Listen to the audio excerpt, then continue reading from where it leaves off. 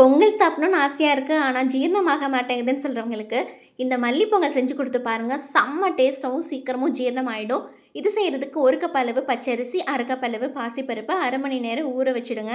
Mixer ஜாரில் 1 கைப்பிடி அளவு கொத்தமல்லி, கொஞ்சம் போல் இஞ்சி, 2 பச்சை மிளகாய் சேர்த்து ஃபைன் பேஸ்ட்டாக அரைச்சிக்கோங்க. கடாயில் 5 ஸ்பூன் அளவுக்கு ஆயில், 2 டேபிள் ஸ்பூன் நெய், 1 ஸ்பூன் மிளகு, 1 ஸ்பூன் சீரகம் சேர்த்து கருவேப்பிலை கொத்தமல்லி எல்லாம் சேர்த்துட்டு அரைச்சி வச்சிருக்கிற மல்லி பேஸ்ட்டை 1 கப் அளவு சேர்த்துக்கோங்க.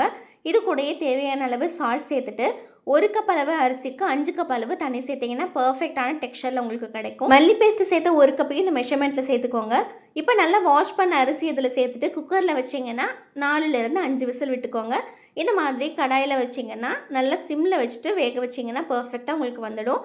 அவ்வளோதான். இதில் முந்திரியை நெய்யில் தாளித்து சேர்த்துட்டு நல்லா தண்ணியே வச்ச தேங்காய் சட்னியும் ஒரு வடையும் சேர்த்து வச்சு சாப்பிட்டு பாருங்களேன். அடடா, அவ்வளோ டேஸ்ட்டாக இருக்குங்க. ஸோ நீங்களும் இந்த ரெசிபி ட்ரை பண்ணிவிட்டு எப்படி வந்ததுன்னு கமெண்ட் பண்ணுங்கள். பாய்.